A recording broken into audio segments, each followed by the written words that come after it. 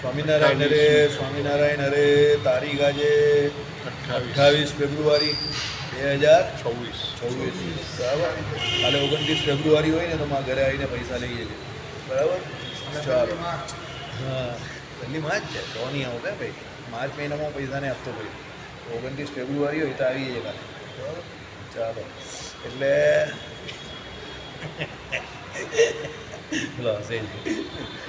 એટલે હું જે આજે 28 ફેબ્રુઆરી 2026 શનિવાર છે.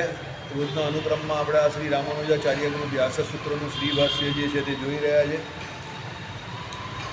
આપણે પરમ દિવસે જ સભામાં જોયું હતું કે ભાઈ અંધકાર જે છે એના સ્વરૂપ જ્ઞાનમાં તો પ્રકાશની જરૂર નથી, તો પણ પ્રકાશના વિરોધી તરીકે એના જ્ઞાનમાં પ્રકાશ જ્ઞાનની અપેક્ષા રહે જ છે. બરાબર. તમે સ્વીકારેલું અજ્ઞાન એટલે તમે સ્વીકારેલું અજ્ઞાન કદીએ સ્વરૂપે સિદ્ધ થતું નથી, પણ અજ્ઞાન એટલે જ્ઞાન નહીં તે એવે રૂપે સિદ્ધ થાય છે. વત્તા જ્ઞાન એટલે અજ્ઞાન એટલે જ્ઞાન નથી તે એમ, એવી રીતે અજ્ઞાન. બાકી તમે જે ભાવરૂપ અજ્ઞાન કેવું છો કે અવિદ્યા એ કંઈ સિદ્ધ થતી નથી. કેવી રીતે? તો અંધકાર ભલે સ્વતંત્ર જણાતો હોય પણ જ્યારે એ પ્રકાશના વિરોધી તરીકે જણાય છે ત્યારે તો પ્રકાશના જ્ઞાનની અપેક્ષા રહે છે જ. આમ અંધકાર તમે અંધારું હોય તો કહી શકો કે આ અંધારું છે, પણ પ્રકાશના વિરોધી તરીકે તમે જ્યારે અંધકારને ઓળખો ત્યારે તમને પ્રકાશ તો ખબર હોવી જોઈએ ને કે પ્રકાશ શું છે. જે અંધ માણસ છે એને પ્રકાશ જોયો જ નથી, તો એના માટે તો બધો જ અંધકાર છે. તો એ અંધકાર અને પ્રકાશ વચ્ચેનો તફાવત કઈ રીતે જાણે? પણ જે દેખતો છે આપણા જેવો, જેની ચક્ષુ ઇન્દ્રિય બરાબર ચાલે છે, તો એને તો પ્રકાશ અને અંધકાર વચ્ચેનો તફાવત ખબર છે ને. તો એ પ્રકાશના વિરોધી તરીકે જ અંધકારને ઓળખે. સમજો? તો એ પ્રકાશના વિરોધી તરીકે અંધકારને ઓળખે તો પ્રકાશ કેવો આવે એ પણ એને જાણવો જરૂરી છે ને. તો આપણે નાના હોઈએ ત્યારે સ્કૂલમાં જતા હોય નાના છોકરાઓ, બરાબર, તો પેલા બધા શબ્દો જે શીખવાડે તેમાં પેલા મેડમ હોય કે ટીચર હોય જે કહ્યું એટલે શું શીખવાડે? પ્રકાશ. તો એમ કરીને બારી ખોલીને બતાવે કે જો આ સૂર્યનારાયણનો પ્રકાશ. તો એ પ્રકાશ વિશે આપણે જાણકારી કેમ આપે કે ભાઈ પ્રકાશ તમે આજે જાણશો તો પછી તમે અંધકાર વિશે જાણી શકશો. એમ તમને જ્ઞાન હશે તો તમે અજ્ઞાન વિશે જાણી શકશો ને કે ના આ જ્ઞાન છે તો આ જાણવાનું છે. તો અજ્ઞાન જે છે એનાથી દૂર રહેવું પણ ખબર પડે ને તમને. સમજો? એટલે અહીંયા શું કહ્યું કે ભાઈ પ્રકાશના જ્ઞાનની અપેક્ષા તો રહે છે જ. અજ્ઞાન તેમ અજ્ઞાન જે હંમેશા જ્ઞાનના વિરોધી તરીકે જ જણાય છે તેને જ્ઞાનની અપેક્ષા રહેવાની જ છે. એટલે અજ્ઞાન જે છે તે શું છે? જ્ઞાનનું વિરોધી છે. તો એ જ્ઞાનનું વિરોધી છે એના માટે જ્ઞાન શું છે જાણવું જરૂરી છે ને પહેલાં. તો ખબર પડે ને કે આનું આ વિરોધી છે. દાખલા તરીકે આપણે એમ કહીએ કે ભાઈ ગોરો, તો ગોરો એટલે કોણ? તો કાળાનો વિરોધી છે. તો ગોરો પહેલાં જાણતા હો તો તમે કોઈ કાળાને જોઈને કહો ને કે ના ભાઈ આ કાળો છે, બીજો ગોરો છે. તમે તમારા જીવનમાં ગોરાને જોયો જ નહીં તો પછી કાળો તમને કાળો કાઢી લાગવાનો. હા, એ પણ છે. તમે ગોળો જોવો તો ગોળો, બરાબર. તો ગોળાને તમે જોયો તો તમે ગધેડાને જોઈને કહો ને કે ના આ ગોળો નથી આ ગધેડો છે. સમજો? તો એ ગોળો જોયો તો તમે ગધેડો યાદ આવે ને તમને. એટલે ગધેડો અજ્ઞાન છે અને ગોળો શું છે? જ્ઞાન છે. બરાબર. એટલે અહીંયા શું છે કે ભાઈ તમને અજ્ઞાનને ઓળખવા માટે પણ જ્ઞાનની અપેક્ષા તો રહી જ છે. કારણ કે જ્ઞાન વગર તમે અજ્ઞાનને સાબિત કઈ રીતે કરી શકો? સમજો? તમને સાચી વસ્તુ ખબર હોય, તમારામાં સાચા હીરા આવે એટલે સીવીડી આવે અને નેચરલ ડાયમંડ આવે. તો નેચરલ ડાયમંડ પહેલેથી માર્કેટમાં છે તો હવે તમને આ સીવીડી જે આવી ખબર પડી ને કે આ સીવીડી જે તે નેચરલ ડાયમંડથી આ રીતે જુદા છે. બાકી નેચરલ ડાયમંડ માર્કેટમાં હોય જ નહીં. પહેલાં તમે કોઈ દિવસ જોયા જ નથી ને એ હોય જ નહીં ને ડાયરેક્ટ સીવીડી આવેલા હોય તો પછી તમને કાં કંઈ પ્રોબ્લેમ છે? તમે સીવીડીને જ ડાયમંડ તરીકે વેચો ને. આઈડિયા આવે છે હું જે કહેવામાં? તમને બધાને ખબર છે કે ભાઈ હવે સીવીડીનું માર્કેટ ચાલે છે, બરાબર છે, પણ તમને એની સાથે એ પણ ખબર છે કે ભાઈ સીવીડી નેચરલ ડાયમંડ તો નથી, લેબોરેટરીમાં બનાવેલો છે. આ તો એનાથી કામ ચાલે છે તો આપણે કામ ચલાવી રહેલા છે. બાકી ઓરિજિનલી તો નેચરલ ડાયમંડ એટલે જ્ઞાન. ડાયમંડની વાત આવે તો તમે શું કહો? Natural diamond. નેચરલ કેમ કહેવાય છે? કારણ કે એ ખાણમાંથી નીકળે છે. ઘસો છો ફેક્ટરીમાં એ અલગ વાત છે, પણ ફેક્ટરીમાં એ પ્રોડ્યુસ નહીં થતો. ફેક્ટરીમાં શું થાય છે? તેનું શુદ્ધિકરણ થાય છે અને પોલિશિંગ થાય છે. ત્યારે પેલો જે સીવીડી જે છે તે તો ફેક્ટરીમાં જ બને છે, લેબોરેટરીમાં જ. આઈડિયા આવે છે? એટલે એ નેચરલ ડાયમંડ નહીં કહેવાય. હવે તમે નેચરલ ડાયમંડ જોયો છે એટલે તમે કહી શકો ના ભાઈ આ નેચરલ નથી, આ તો સીવીડી છે. આઈડિયા આવે જ તમને? એટલે તમે સીવીડીનો પણ ધંધો કરતા હોવ તો એ પહેલાં તમને નેચરલ ડાયમંડ વિશે ખબર તો હોવી જોઈએ ને કે ભાઈ આ નેચરલ ડાયમંડ છે, તેનાથી વિરોધી આ સીવીડી છે.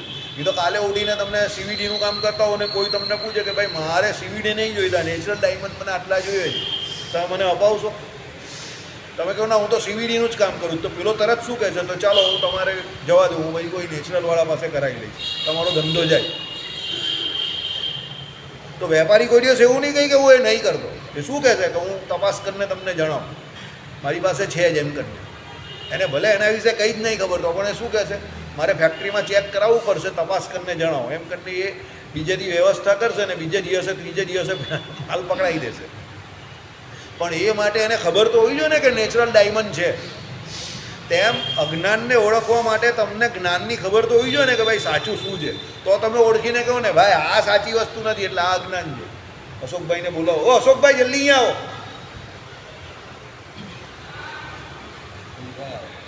એટલે જ બોલાવી ના નહીં પટેલ જલ્દી આવો. બહુ ઢીલો બહુ જ આવ્યો, લગ્ન નહીં કરેલો માણસ એટલો ઢીલો હોય ને મને બહુ ગુસ્સો આવે. હા લગ્ન કરેલા તો ખખડેલા હોય. સીધા સામે ચાલ્યા જાઓ, જાઓ પપ્પાને લઈને ચાલ્યા જાઓ, જાઓ જમવા. મને કીધું છે એટલે જાઓ. આવી રહ્યા તમારા પપ્પા આ બાજુ છે. હા ચાલો જલ્દી જાઓ. માણસ લગ્ન કરે ને તો આ લોકોની જેમ ટેન્શનમાં હોય કે ભાઈ કામ કરતો હોય તો થોડું બિચારાને અસર થાય. લગ્ન કર્યા વગરનો એ કરો ચાલે ને. ચાલો એ ભાઈ માફ કરજો, મારો જરા સ્વભાવ એવો છે. હું પહેલેથી જન્મજાત જરા એગ્રેસિવ માણસ છું, એટલે એ મારો સ્વભાવ, હું કોશિશ તો બહુ કરું છું પણ મારાથી એવું થવાતું નથી, બરાબર. અને હું એવો થવાનું એક્ટિંગ પણ કહું તો લોકો મને પૂછવા આવે ભાઈ તમે માંડા પડી ગયા છો એવું કહે છે. કારણ કે મને લોકો એવી રીતે જ જોયો હોય ને પેલો તડકતો ભડકતો એકદમ, એટલે શું આમ ઠંડો થઈને બેસી આવે તો મને તરત પૂછવા આવે શું તો ભાઈ તબિયત નહીં સારી, માંડો છે. એટલે ભાઈ મારે પાછી મારી ઓરિજિનલ સ્ટાઇલ પર આવી જ જવું પડે, સમજી ગયો. આજે આને બી ઝાટકી નહીં, ચોલ પાપડીને ગગન ગાંઠિયા. ચાલો એટલે શું કહ્યું કે ભાઈ અજ્ઞાન કદી પણ સ્વ સ્વરૂપે સિદ્ધ નહીં થતું. અજ્ઞાનને ઓળખવા માટે તમને જ્ઞાનની જરૂર છે, બરાબર.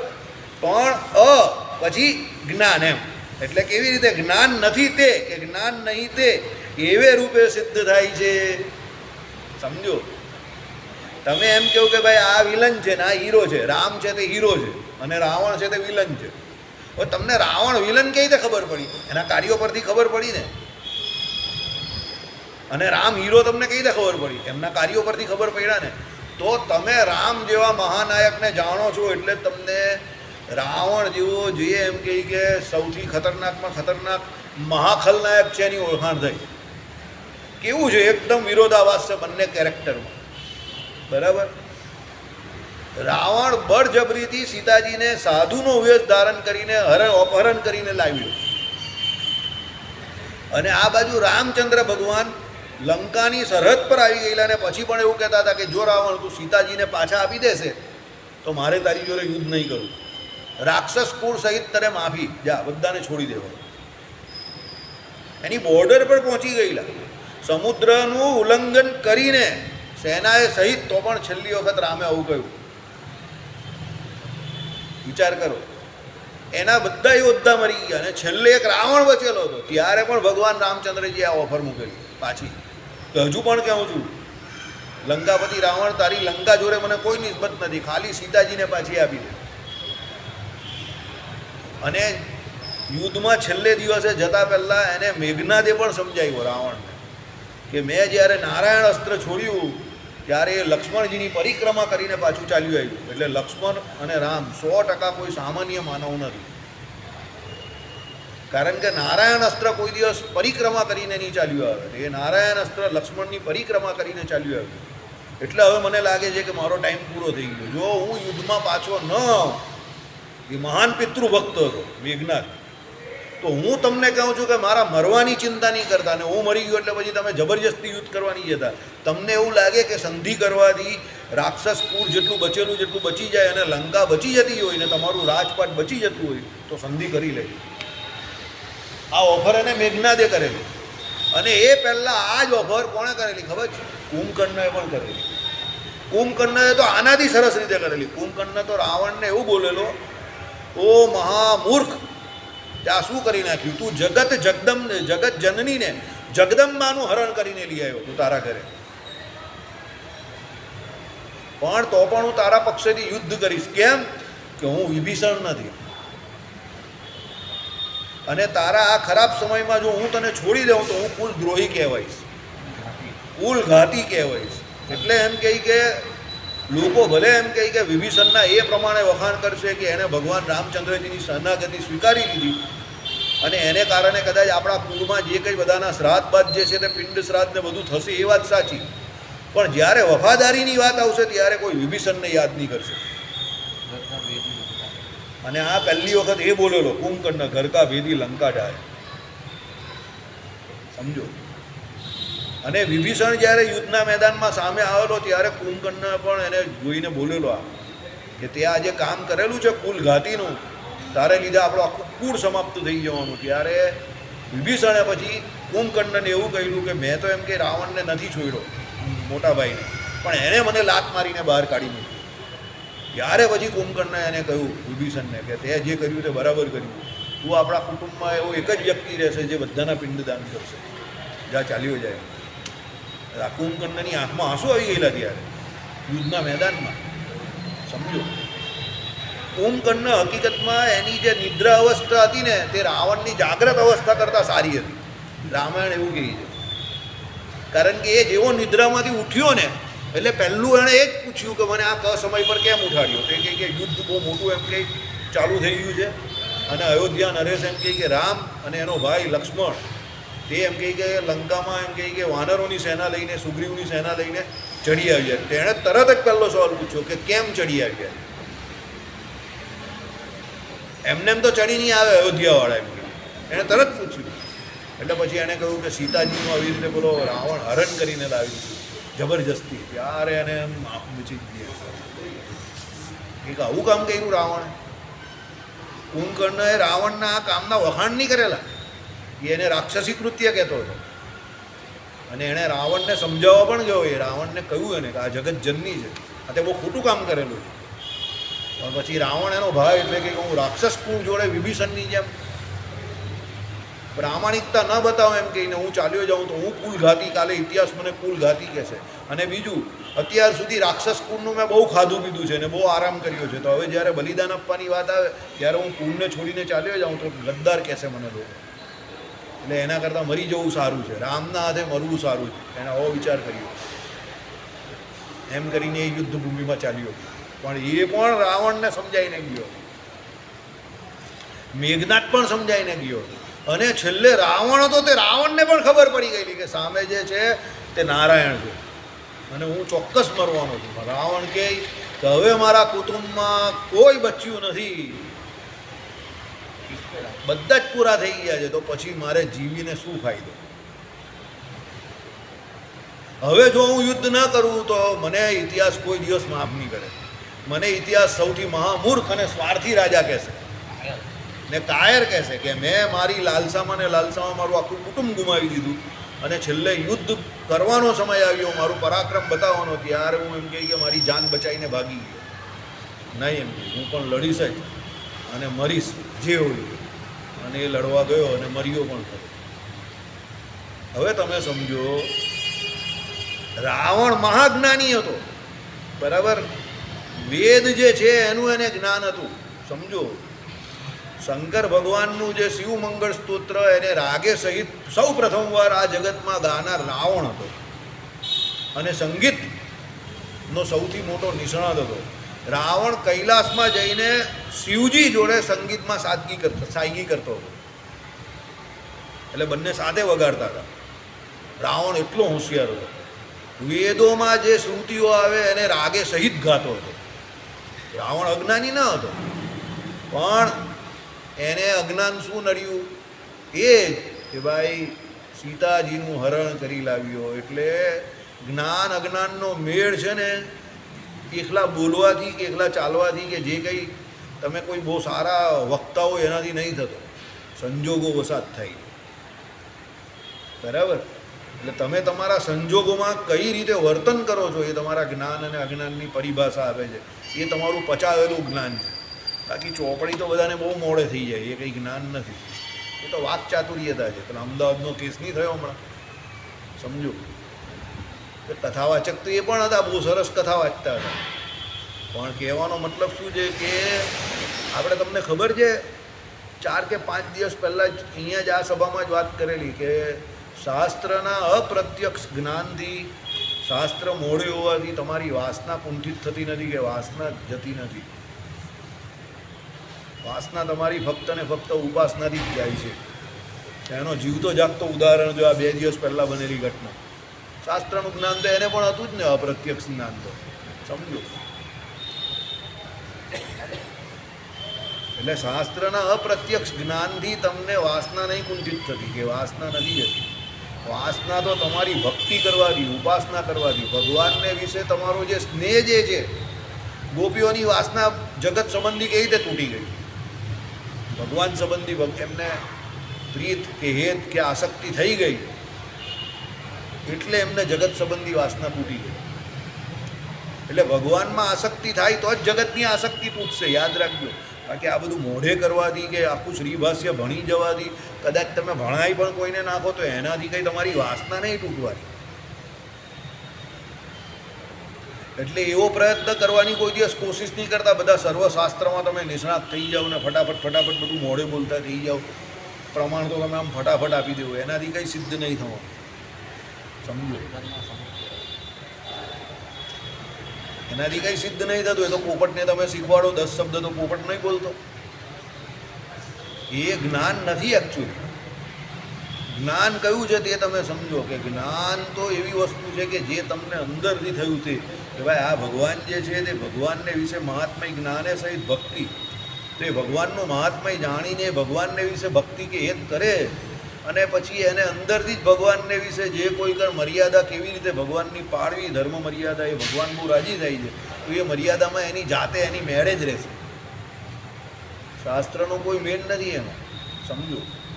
શાસ્ત્રની 2 વાતે ન જાણતો હશે ને તો બી એટલે ભગવાનને જાણતો હશે કે ના મારે ભગવાનનું ભજન કરવાનું છે, તો એ એની મર્યાદામાં જ રહેશે. બરાબર? એટલે ઘટના જે કંઈ થાય છે તે ઘટના આપણે ગમે કે ન ગમે અલગ વાત છે, પણ એ ઘટનાને વાગોળવાથી કોઈ ફાયદો નથી. બરાબર? કારણ કે હું તમને હજુ પણ વારંવાર કહું છું, શાસ્ત્રના અપ્રત્યક્ષ જ્ઞાનથી વાસના ટળતી નથી ને નથી. યાદ રાખજો. આ વાત ઘણા મોટાના મોઢે મેં સાંભળેલી છે. કારણ કે આમાં તો શું છે કે તમે એનો અભ્યાસ કરો 8-10 વખત તો તમને યાદ રહી જાય. 10 વખત વચનામૃત વાંચો છો તમે, નંબર ભલે યાદ નહીં રહી પણ વચનામૃતના શબ્દ તમને યાદ નહીં રહી જતા, એનાથી તમારી જગતની વાસના ટળી જાય? નહીં ટળતી. 10 શ્લોક તમે મોડે કરી નાખો હમણાં, બરાબર? યસ્ય પૃથ્વી શરીરમ, યસ્ય અક્ષરમ શરીરમ, બરાબર? અયમાત્મા બ્રહ્મ, બરાબર? એકોહમ બહુશ્યામ પ્રજાએ, બરાબર? યહ સર્વજ્ઞ બ્રહ્મ ને નાનાસ્તિ કિંચન. વાસના મારી બધી ટળી ગઈ.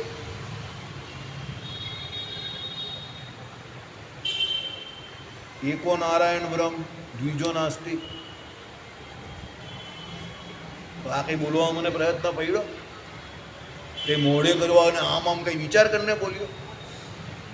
જરા ફટાફટ જ બોલી ગયો ને, સમજો. એટલે બોલી ગયો એટલે હું એમ નહીં કહેતો કે હું અમે એક્સપર્ટ છું, એમ બોલી ગયો એટલે એ બોલવામાં કંઈ મને કષ્ટ નહીં પડતું, પણ એ બોલી જવાથી મારી વાસના નહીં ટળી, હું એમ કહું તમને, સમજો.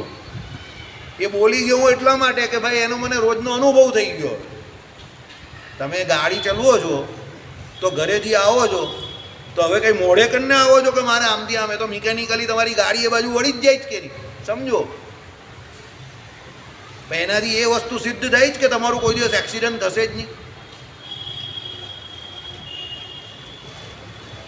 એક્સિડન્ટ તો એ જ રસ્તા પર થાય જ ને, તો તમે રસ્તો નહીં જાણતે તો ભાઈ એક્સિડન્ટ કેમ થયું? ભાઈ તમારા છોકરા એક્સિડન્ટ કેવી રીતે થઈ જાય? રોજ તો જાય એ રસ્તેથી. અરે ભાઈ એનો પપ્પા પેલો ગમે ત્યાંથી આવી ગયો, બસ આમાં આવું જ છે, સમજી ગયા? કે ભાઈ તમે 10 વાક્ય મોડે બોલો કે હું કંઈ મોડે બોલું, બરાબર. સહ શ્રી કૃષ્ણ પરબ્રહ્મ ભગવાન પુરુષોત્તમ ઉપાસ્ય ઇષ્ટ દેવો ન સર્વાર વિભાવ કારણ વામે યસ્ય સ્થિતારાધા શ્રીશ્ચ યસ્યાસ્તિ વક્ષસી વૃંદાવન વિહારમ તમ શ્રી કૃષ્ણ હૃદય ચિંતે એસો અંતર્યામી, બરાબર. ફટાફટ બ્રહ્મસૂત્ર બોલું, બ્રહ્મસૂત્રના સૂત્ર બોલું બધા 545 સૂત્ર આપણાવાળાએ માનેલા છે, વિશિષ્ટ અદ્વૈતીઓએ. અદ્વૈતીઓ 555 માને છે. આ બધી શું છે? આ ફક્ત શાસ્ત્રનું અપ્રત્યક્ષ જ્ઞાન છે મોટા ભાઈ. આનાથી વાસના નથી ટળતી. વાસના તો ઉપાસના કરવાથી ટળે છે. અને પેલો તપ કરતો હોય ને, પહેલાંની તમે બધી પુરાણોની વાર્તા સાંભળો, પેલો તપ કરતો હોય, ભગવાનનું ભજન કરતો હોય ને એકદમ ખતરનાક, એટલે પેલા ઇન્દ્રને બીક લાગે ઉપર કે આ ભજનના પ્રતાપે મારી પાસેથી મારું ઇન્દ્રાસન લઈ લેશે, એટલે આમામ કરતો કોઈ રંભા સંભાને મોકલી આપે નીચે. કોઈ વસ્તુ કોઈએ મોઢે કરી હોય ને ઇન્દ્રએ કોઈ દિવસ કોઈ અપ્સરાને મોકલી, એવું તમે સાંભળ્યું કોઈ ચરિત્રમાં? કે પેલો મસ્ત વેદાંતની પરીક્ષા આપવા ગયેલો ને પરીક્ષામાં એના 100માંથી 90 માર્ક આવી ગયા, એટલે પછી ઇન્દ્રને બીક લાગી ઉપર, કારણે તો બધું મોડે થઈ ગયું છે, કાલે ઉઠીને આ સ્વર્ગમાં આવી જશે બધું મોડે કરીને, મારે બધું મોડે કરવું પડશે, ચાલ નીચે ઉર્વશીને મોકલી આવ. એવું કોઈ ચરિત્ર સાંભળ્યું તમે? કેમ? એને ખબર છે કે એ મારી પાસે નહીં આવવા. પણ કોઈ ઉપાસના કરતો હોય જોરદાર ખતરનાક તપ કરતો હોય ને ઉપાસના કરતો હોય પેલા વિશ્વામિત્રની એમ, તો મોકલે છે ને. કેમ? એ ઉપાસના કરે છે, ઉપાસનાથી બધું સિદ્ધ છે. સમજ પડે છે તમને કઈ? આ તો તમને ઉપાસના કરવા માટે પ્રેરણા આપે છે. શાસ્ત્રો જે છે તે તમને ભગવાનની ઉપાસના કરવા માટે પ્રેરણા આપે છે. સત્સંગ જે છે એ ભગવાનમાં જોડે છે તમને. આના દ્વારા તમારી ભક્તિ જે છે એને પોષણ મળે છે. સમજો, બંને અલગ અલગ વસ્તુ છે. નાના હતા તો વિજ્ઞાનમાં શું આવતું હતું? હવા, પાણી ને ખોરાક, 3 શરીર માટે, જીવન માટે જરૂરી છે. અને વનસ્પતિને પેલું ક્લોરોફિલ જોઈએ, બરાબર છે. તો એ પેલા સૂર્યપ્રકાશમાંથી એને મળે. તો તમે આપણે પેલો પ્રયોગ નહીં આવતો હતો, એક ઝાડ હોય, એક પેલું માટીની અંદર ખોસેલું પાન હોય, એની ઉપર પેલા ઉપર ઢાંકી જ દેલું હોય પેલું આપણે ઘૂંચું, અને બીજું એને સૂર્યપ્રકાશમાં, તો પેલું ઘૂંચું ઢાંકેલું છે, એને પાણી આપે છે, ખોરાક આપે છે, માટીની અંદર છે, બધું જ આપે છે. પણ સૂર્યપ્રકાશ નહીં મળતો એટલે એ પીળું થઈ જાય છે. ક્લોરોફિલ નહીં મળતું એને, એટલે પેલું પાંદડું પીળું થઈ જાય. અને જેને સૂર્યપ્રકાશ મળેલું છે તે લીલું રહે એકદમ, આના ટી શર્ટ જેવું. કેમ? સૂર્યપ્રકાશની જરૂર છે એને. સમજો, વિજ્ઞાન એવું કહે છે. તેમ ઉપાસના માટે સત્સંગની જરૂર છે, ભગવાને કહ્યું એ પ્રમાણે. પણ સત્સંગ પોતે ઉપાસના નથી. Mind it. સત્સંગ કરવો એ શ્રવણ ભક્તિ છે પહેલા નંબરની, પણ શ્રવણ ભક્તિની આગળ પણ ઘણું બધું છે. શ્રવણ ભક્તિ એકલી કર્યા કરવાની, પૃથુરાજાની જેમ મહાત્મય જ્ઞાન સહિત બધી વાત સાચી, પણ એના પછી ભજન ઉપાસના જે કંઈ તમારે કરવાનું છે તે કરવાનું છે ને, ભગવાનને વિશે હેત કરવાનું છે. સમજો, બરાબર. બાકી આ બધા કર્મકાંડી જેટલા પણ છે તેને બધું મોડે છે. મંગલમ ભગવાન વિષ્ણુ મંગલમ વિષ્ણુ મંગલમ પુંડરીકાક્ષમ ગંધમ પુષ્પમ સમર્પયામી. જમણા હાથમાં એક પુષ્પ ચાલો, હવે એ પુષ્પ તમે હાથની વચ્ચે અંગૂઠાની વચ્ચે અંગૂઠાથી દબાવો, પાણી હાથમાં ચાલો, હવે ગંધમ પુષ્પમ સમર્પયામી સ્વાહા કરીને મૂર્તિને ચડાવો. ચાલો હવે ગણેશજીની પૂજા કરો. વક્રતુંડ મહાકાય સૂર્યકોટી સમપ્રભ. હું મસ્કરી નહીં કરતો એમની. સમજો, હવે આ કરવાથી એનો મોક્ષ થાય છે? નહીં થતો. કેમ? એ કર્મકાંડ એના પેટ ભરવા માટે શીખેલા છે. એના બાપાએ એને કહ્યું છે કે આના સિવાય આપણું પેટ ભરાય એવું નથી, એટલે તારે કર્મકાંડ કરીને પેટ ભરવાનું છે, તો એનાથી એનો મોક્ષ નહીં થાય. સમજી ગયા? હા. હવે એ જ વ્યક્તિ આ બધા સ્તોત્ર, આ બધા મંત્ર ભગવાનની સામે આવીને, ગણપતિજીની સામે આવીને સૂર્યકોટી સમપ્રભ એમ કરીને બોલે અને કહે કે વાહ વાહ, મારા ભગવાન અંતર્યામી પણ રહ્યા છે. બ્રહ્મ વૈવર્ત પુરાણમાં આ શ્રી કૃષ્ણ ભગવાનનો જ અવતાર કયો છે. કોને? ગણેશજીને. એમ કરીને ભગવાનની ઉપાસના કરતાં કરતાં એ ભલે ગણેશજીનો મંત્ર બોલે ને ત્યાં, તો એ એના માટે ભક્તિ છે, એ એના માટે કલ્યાણકારક છે. માય ડિયર, સમજો. એ પછી ભાદરવા સુધી ચતુર્દશીને દિવસે ગણપતિનું પૂજન કરે, અને આસો માસની અરે સોરી ચતુર્થીને દિવસે, અને પેલી આસો માસની ચતુર્દશીને દિવસે છેલ્લી હનુમાનજીનું પૂજન કરે. ભલે હનુમાનજીના મંત્ર બોલે ને પેલી બાજુ ગણપતિજીના, પણ ભગવાનની આજ્ઞા સહિત કરે અને ભગવાનની આજ્ઞા પાડીને કરે અને ભગવાનને રાજી કરવા કરે, તો એ બંને ગણપતિજીનું પૂજન હોય કે હનુમાનજીનું પૂજન, બંને એના માટે મોક્ષકારી છે, કારણ કે એની ભક્તિ છે, એ કર્મકાંડ નથી. સમજો કેમ? ભગવાનને પ્રસન્ન કરવા માટે ઉપાસના જે છે એના અંગ પણ એ ભજન કરે છે. વિષ્ણુ, શિવ, ગણપતિ, પાર્વતી અને સૂર્ય એ 5 દેવને પૂજ્યપણે માનવા. તો સૂર્યનારાયણને રોજ સવારે ઉઠીને અર્ઘ્ય ચડાવે છે બ્રાહ્મણ, ક્ષત્રિય, વૈશ્ય છે, તો ગાયત્રી મંત્રનો જપ કરે છે. સમજો તો કેમ કરે છે ભાઈ? એ ઉપાસનામાં આવે છે એટલે 5 વિષ્ણુ, શિવ, ગણપતિ, પાર્વતી ને સૂર્ય. વિષ્ણુજીનો મંત્ર બોલવાનો છે, વિષ્ણુ સહસ્ત્ર નામનો પાઠ બોલે. આ લોકોને વિષ્ણુ ગાયત્રી મંત્ર બોલવાની છે. સમજો બરાબર? આપણે પણ એ પ્રમાણે જે કંઈ પણ ભજન કરીએ છીએ તેમાં ભગવાનનું નામ તો આવે છે ને. તમે પહેલાં આચમન કરો છો, પહેલું શું? નારાયણાય, વાસુદેવાય, ને છેલ્લે હા આવી ગયું. આવે છે ને? રોજ પૂજા કરો જેમાં શરૂઆતમાં આચમન બોલ કરો એમાં આવે જ છે ને, બરાબર? તો બોલાવી જાય ને તમે ભગવાનને. ત્રણે એક જ ભગવાનના નામ છે. નારાયણ કહ્યું કે વાસુદેવ કહ્યું કે વિષ્ણુ કહ્યું, ભગવાન તો એક જ છે ને, ભગવાનના જ નામ છે. એમાં કંઈ બાંધછોડ કે એમાં કંઈ ઊંચા નીચી કંઈ નથી, કે ઉલટ પુલટ પણ કંઈ નથી, પણ તમે ભગવાનને બોલાવો છો. સમજો એટલે ઉપાસનાના અંગપણે તમે વિષ્ણુ, શિવ, ગણપતિ, પાર્વતી, સૂર્ય, પાર્વતીજીની પણ શક્તિની પણ ઉપાસના કરવાની છે. પણ કેવી રીતે કરવાની છે? શક્તિનું વ્રત કરવાનું આવે છે બહેનોને, બરાબર છે? નવરાત્રિ શક્તિની ઉપાસના માટે છે. તો ભગવાને શું કહ્યું છે? એને કુળ પરંપરાએ કરીને નવરાત્રિમાં જે પણ કંઈ કરવાનું છે, બધા અલગ અલગ દિવસે અલગ અલગ દેવીનું પૂજન છે એમાં, તો એ કરવાનું કહ્યું છે ભગવાને, બરાબર? ઠાકોરજીને એટલે એમાં ધરાવવાનું શું? તો પાયસ ધરાવો, જે કંઈ મીઠાઈ તમને જે કંઈ હોય તે સાત્વિક આહાર ધરાવવાનો. તો શક્તિનું પૂજન પણ વેલિડ છે, હોય ના નથી. સમજો પણ કેને? ભક્તિના અંગ પણ. કેમ? ભગવાનની આજ્ઞા છે. સનાતન સંસ્કૃતિ બધાને માને છે પૂરેપૂરું, પણ ભક્તિના અંગ પણ.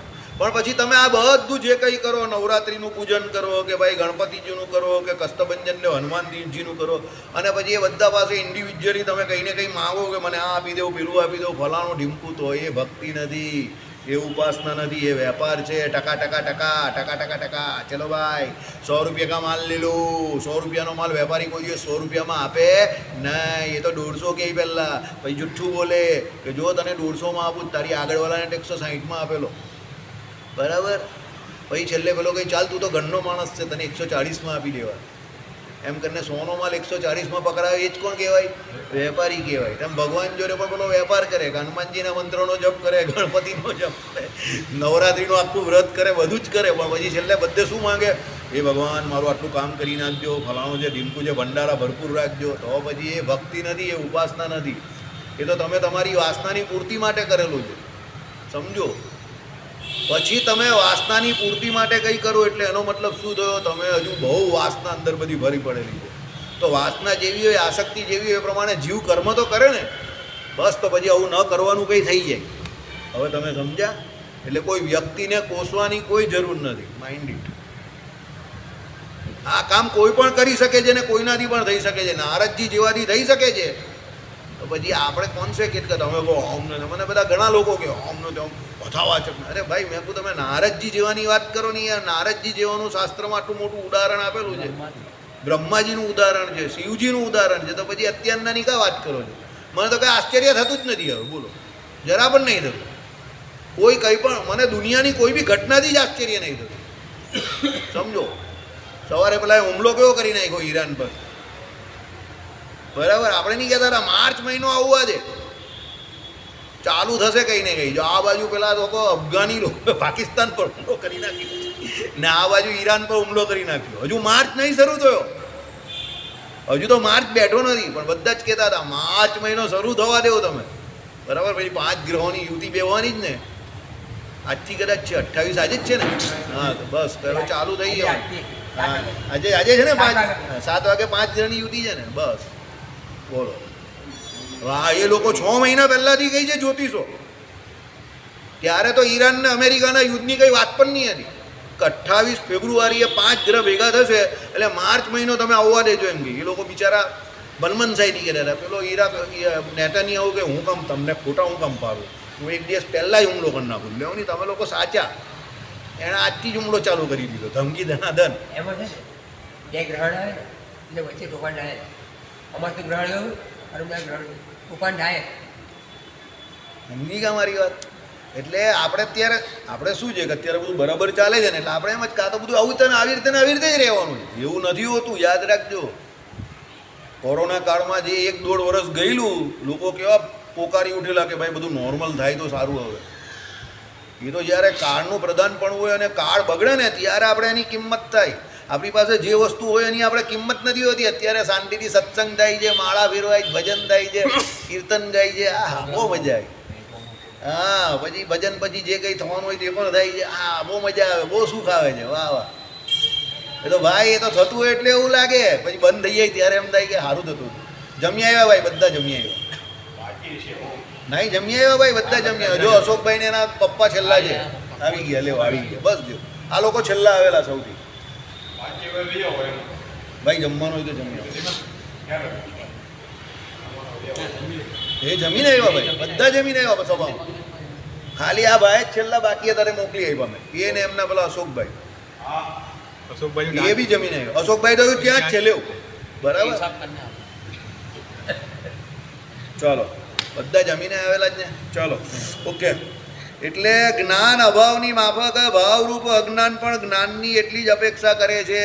એટલે અદ્વૈતીઓ જે એમ કહે ને અવિદ્યા ભાવરૂપ છે, ભાવરૂપ છે, ભાવરૂપ છે, બરાબર. તો એ શું છે ભાઈ? જ્ઞાન અભાવ જેમ અમે કહીએ છીએ, જેને અમે અજ્ઞાન કહીએ છીએ કે જ્ઞાનનો અભાવ, અને એમાં જેમ એમ કહી કે શું છે એની માફક ભાવરૂપ અજ્ઞાન પણ જ્ઞાનની એટલી જ અપેક્ષા કરે છે. તમે જ્યારે એમ કહેવું કે તમને એમ કહી કે જ્ઞાન નથી એટલે જ્ઞાનનો અભાવ છે, સમજો, તો જ્ઞાનના અભાવમાં તમે એમ કહો કે ભાઈ અજ્ઞાન છે, બરાબર છે, તો ઓરિજિનલ જ્ઞાન શું છે તમને ખબર તો હોવી જોઈએ ને. તો તમે કહો ના ભાઈ એ નથી. તે પ્રમાણે એમ કહી કે શું કહ્યું કે ભાઈ ભાવરૂપ અજ્ઞાનની તમે જે વાત કરો છો કે પેલી ભાવરૂપ અવિદ્યા જેણે ભ્રમ ઉપર અસર કરી, તો એ ભાવરૂપ વિદ્યા અવિદ્યા જે છે એને સાબિત કરવા માટે પણ તમારે કોની પહેલાં જ્ઞાનની જરૂર તો છે જ. જ્ઞાન વગર તમે એને સિદ્ધ નહીં કરી શકો. ભાઈ અંધકારને જોવા માટે તમને આંખની જરૂર છે, એટલે અંધકાર અંધકાર જ છે, એમાં કોઈ નહીં. અંધકાર પોતે સ્વતંત્ર રીતે તમે જોઈ શકો ને કહું કે આ અંધકાર છે, પણ તમે અંધકારને ઓળખા કેવી રીતે? તો તમે પ્રકાશને જાણો છો, એટલે પ્રકાશના વિરોધી તરીકે તમે અંધકારને જાણો છો. તો પ્રકાશના વિરોધી તરીકે તમે અંધકારને જાણો છો, એનો મતલબ શું થયો? પ્રકાશ એ જ્ઞાન છે અને અંધકાર એ શું છે? અજ્ઞાન છે. એટલે પ્રકાશનું જાણવું જરૂરી છે તમારા માટે, તો તમે અંધકારને, નહીં તો જે અંધ છે એના માટે તો બંને સેમ જ છે, અંધકાર હોય કે પ્રકાશ હોય. પણ જે આંખ જેની દ્રષ્ટિ બરાબર છે, જેને દ્રષ્ટિ દોષ નથી, એના માટે શું છે? તો અંધકાર એ પ્રકાશનો વિરોધી છે, તો પ્રકાશ એ શું છે? જ્ઞાન છે. તો ભાઈ તમે જે એમ કહો છો કે અવિદ્યા ભાવરૂપ છે, ભાવરૂપ છે, ભાવરૂપ છે, તો એમાં પણ શું છે કે ભાઈ ભાવરૂપ અજ્ઞાન પણ જ્ઞાનની આટલી જ અપેક્ષા કરે છે. ભાઈ એ ભાવરૂપ અજ્ઞાન છે તમારું, પણ એમાં પણ સાચું જ્ઞાન હોવું જરૂરી છે, તો ખબર પડે ને કે આ ભાવરૂપ અજ્ઞાન અંદર ઘૂસેલું છે. ડૉક્ટર પાસે તમે ગયા, ડૉક્ટરને તમે કહો કે ભાઈ મને આ તકલીફ પેલી તકલીફ, ડૉક્ટર તમારા રિપોર્ટ નહીં કરાવતો. ડૉક્ટર કહે રિપોર્ટ તો બધા નોર્મલ છે, તમને કંઈ નહીં થયું. તમે કહો તો આ બધા સિમ્ટમ્સ કેમ આવતા હતા? એટલે ડૉક્ટર પૂછે ભાઈ આ છે તે છે, ફલાણું ઢીમકું, સુગર ચેક કરે, બ્લડ પ્રેશર ચેક કરે, બધું ચેક કરે, તો કંઈને કંઈ ખામી લાગે કે ભાઈ તારું પ્રેશર ઓકે, ઓહો 180, 70, 80 આવે, ઉંમર કેટલી? કે 40ની ઉંમર. તારું પ્રેશર વધારે જ મોટા ભાઈ, પ્રેશર તારે ઘટાડવું પડશે. આપણે પૂછ્યું ઓરિજિનલ પ્રેશર તારી ઉંમર કેટલી? 40, તો 140 નોર્મલ છે. તો 140 નોર્મલ છે, ડૉક્ટરને ખબર હોવી જોઈએ. એ જ્ઞાન હોય તો એ કે 180, 80 વધારે છે, પણ એને 140 નોર્મલ છે ખબર જ નહીં હોય તો પછી શું થાય? 180 છે, કંઈ ફરક નહીં બધું જોવા દે. તો પેશન્ટ પછી 180થી 250, 300 પર પહોંચી જાય, એટેક આવી જાય, નીકળી જાય અહીંયાથી સીધો. હા, એ તો ચાલ્યો ગયો, નિકલ ગયો, અભી તો यहाँ પર છે, અભી નિકલ ગયો. એટલે ડૉક્ટરને પહેલાં ઓરિજિનલી પ્રેશર કેટલું હોવું જોઈએ એનું જ્ઞાન હોવું જોઈએ ને. હવે પ્રેશરનો લોજિક શું છે તે સમજી લો.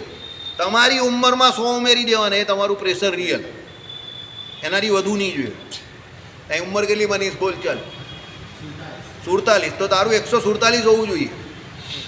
નીચેનું નહીં પેલું ઉપરવાળું. 147ની ઉપર થાય તો તારે ચિંતા કરવાની.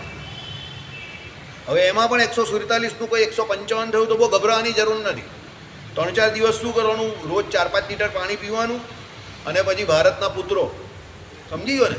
હા, એટલે બધું પ્રેશર રિલીઝ થઈ જાય તમારું. મેં ઉતારેલું જેવી રીતે ઉતારેલું. મારું 100 ને કંઈક તમને કહું ને તો 55 100 ને કંઈક 51-52 જેવું આવતું હતું.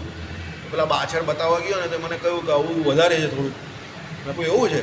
પાણીની ટ્રીટમેન્ટ ચાલુ કરી, વોટર ટ્રીટમેન્ટ, ને પછી ગયો પાછો 135-36 પર લાવી દીધું. તે એણે તો આખી હોસ્પિટલમાં બધાને બતાવ્યું. જો આ ભાઈએ એમ કહે કે દવા પીધા વગર ઉતારી નાખ્યું પ્રેશર. એમ હું ઉતારું જ પણ ને, તમારા પ્રેશરે મને પ્રેશરમાં લાવી દીધેલો, તો મારે પ્રેશર તો ઉતારું જ પણ ને. એટલે પછી મેં શું કર્યું, પાણી પીએ જ કરવાનું. બરાબર, પાણી બહુ શ્રેષ્ઠ ઇલાજ છે, સમજો.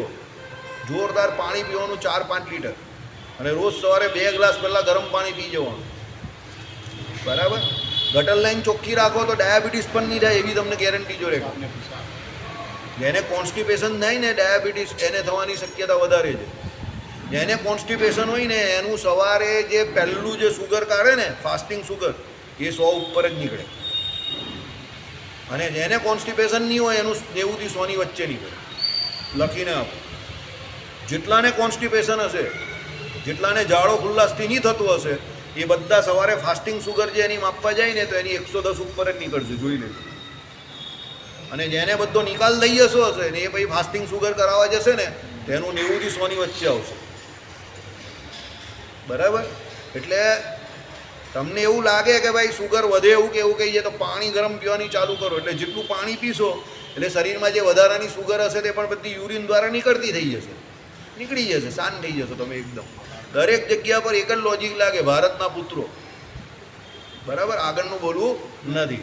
ચાલો, એટલે શું કહ્યું કે જ્ઞાન પ્રાગભાવ તો તમે પણ સ્વીકાર કરો છો, અને એ પ્રતીતિમાં પણ આવે છે. જ્ઞાન પ્રાગભાવ એટલે ભાઈ જ્ઞાનની પહેલાંની અવસ્થા, કે જેની જ્ઞાન નહીં થયું હજુ, જે વસ્તુનું કે વ્યક્તિનું જ્ઞાન નહીં થયું એ પહેલાંની અવસ્થા, તે જ્ઞાન પ્રાગભાવ.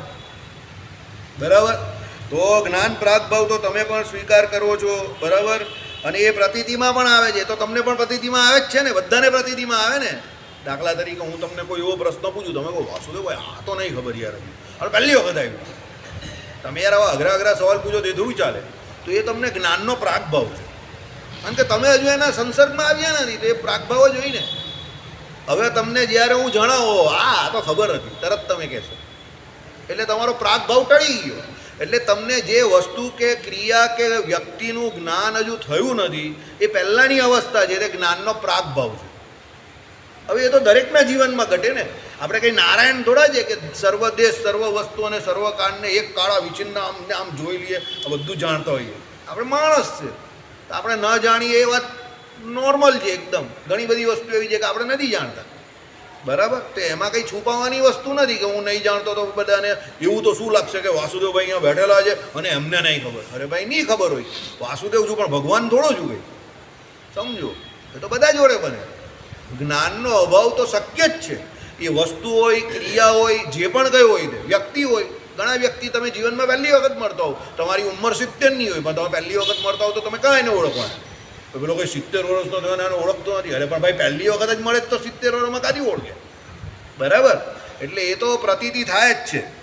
એટલે બંને પક્ષે સ્વીકારેલો એવો જ્ઞાન પ્રાગભાવ એનો જ હું અજ્ઞ છું અને મને તથા અન્યને જાણતો નથી એમ અનુભવ થાય છે, એમ માનવું જોઈએ. સમજો, જ્ઞાનનો પ્રાગભાવ એટલે હજુ જે વસ્તુને તમે જાણતા નથી, એટલે ત્યારે તમે શું કહો, ભાઈ હું અજ્ઞ છું. બરાબર છે, તથા મને એટલે મને તથા અન્યને જાણતો નથી. એટલે એ પરિસ્થિતિમાં એવું તમે કહો કે ભાઈ મને તથા અન્યને જાણતો નથી. અહીંયા મને જે લખેલું છે તે પેલા લોકની એમાં લખેલું છે, અદ્વૈતીઓની એમાં, આપણી એમાં નહીં લખેલું. આપણામાં આવું નહીં આવે. આપણામાં તો પેલો હું જે છે તે પોતે પોતાને જાણે જ છે. પણ આ તો એ લોકો જે એવું હું પ્રમાણે કહે જ ને, એટલે એના સંદર્ભમાં એના ખંડન માટે લખેલું છે. આ બાજા કહેતો કે આપણામાં કાં આવી ગયો? આપણામાં તો પ્રત્યેકપણે જીવ પોતે પોતાને જાણે જ છે. સવારે ઉઠે એટલે જાણે, વચ્ચેની અવસ્થામાં ન જાણતો હોય તો પણ એ જાણતો જ થઈ જાય. પણ આ એમનું ખંડન કરેલું જ એટલે અહીંયા આવું કહી દઉં. બરાબર, ચલો, એમ અનુભવ થાય છે એમ માનવું જોઈએ. બરાબર, 2 મિનિટ છે, થોડીક 2-3 લાઈન ચલાવીએ.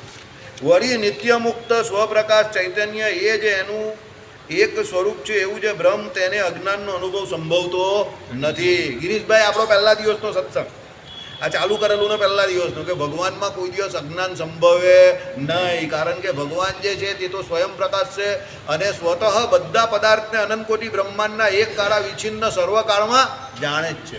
તો પોતે પોતાને તો જાણતા જ હોય ને યાર. એટલે શું કહ્યું પહેલું? ભગવાનને નિત્ય મુક્ત. ભગવાનને કોઈએ મુક્ત બનાવ્યા નથી, તો પહેલેથી મુક્ત જ છે. બરાબર? ભગવાનને કોઈ જ્ઞાન આપવા ગયું નથી. પછી સ્વપ્રકાશ, ભગવાન સ્વયં પ્રકાશ છે. ભગવાનને કોઈ બીજો કોઈ જ્ઞાન આપીને પ્રકાશ આપવા ગયો? કોઈ નહીં. ચૈતન્ય, એ ભગવાન તો ચૈતન્ય જ છે. બરાબર? એ જ એનું એક સ્વરૂપ છે, એ ભગવાનનું સ્વરૂપ છે. એવું જે બ્રહ્મ તેને અજ્ઞાનનો અનુભવ સંભવતો નથી. ભગવાનમાં અજ્ઞાન આવે જ નહીં કોઈ દિવસ, ઇમ્પોસિબલ. સમજો. આ કેમ કહ્યું? એ લોકોએ પેલી જોરાવરે કરીને અવિદ્યા બ્રહ્મને વિશે ઘુસાડીને, એટલે રામાનુજાચાર્યએ કહ્યું, ઓ ભાઈ, તારી અવિદ્યા તો એ ભ્રમ આગળ ટકી જ નહીં શકે. જ્યાં ભ્રમ હોય ત્યાં અવિદ્યા હોય જ નહીં. અવિદ્યા કોને લાગે? તમારા ને મારા જેવા સંસારીને લાગે. માયા કે અવિદ્યા, તમે જે કંઈ કહ્યું તે. બરાબર? ભગવાનને અવિદ્યા લાગે નહીં. તમારા ને મારા જેવા જે બધું છે, જે સંસાર જાળમાં ફસાયેલા છે, એ આપણી પેલી જાળ કાપવા માટે આપણે કોની પાસે જઈએ છીએ? ભગવાન પાસે જઈએ છીએ. તો એ ભગવાનને અવિદ્યા લાગે નહીં. કેમ? કારણ કે એ સ્વાનુભવ સ્વરૂપ છે, એટલે પોતે પોતાનો ખરો અનુભવ કરી રહ્યું છે. એ ભગવાન પોતે પોતાનો અનુભવ કાયમ કરી જ રહેલું છે કે હું ભગવાન છું, કે હું બ્રહ્મ છું. ભગવાનને એક મિનિટ માટે પણ એવું નહીં થતું કે હું ભગવાન છું કે નથી, કે હું પોતાને ભૂલી ગયો.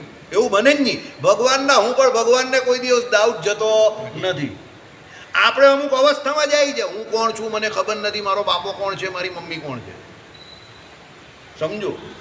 ઘણા લોકોને એવી અવસ્થા આવી ને કોમામાં ને એમાં એને નથી ઓળખતો, પણ ભગવાનને એવી શક્યતા નથી. શ્રીપતિમ શ્રીધરમ સર્વ દિવ્યેશ્વરમ ભક્તિધર્માત્મજમ વાસુદેવ અમારે કાલે રાંદેર મંદિરમાં ભાઈ સાંજે 5 વાગે સર્વે હરિભક્તોને આપણે આમંત્રણ આપીએ છીએ.